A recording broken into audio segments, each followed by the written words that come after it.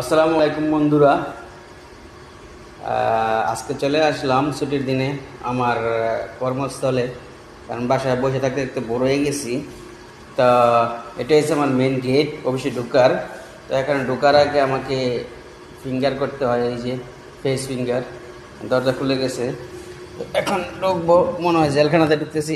এই হলো আমার অফিস, আর এটাই হলো আমার কর্মস্থল, যেখানে আমাকে বসে ডিউটি করতে হয় 8 ঘন্টা। এই যে এটা আমার ডেস্ক, এখানে বসে থাকতে হয় প্রায় 8 ঘন্টা। 8 ঘন্টা ডিউটি, 8 ঘন্টায় বসে থাকতে হয়। তো ঈদে বসে থেকে থেকে থেকে বোর হয়ে গেছিলাম, কারণ 10 দিনের ছুটি।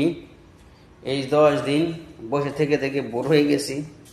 তা 5 দিন চলে গেছে, আর বাকি 5 দিন কীভাবে কাটবো বুঝতে পারতেছি না।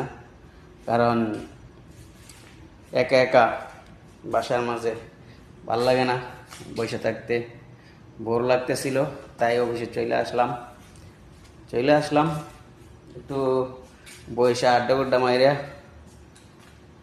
কফি টফি খাইয়া তারপর চলে যাব।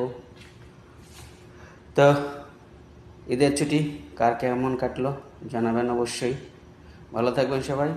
আল্লাহ হাফেজ।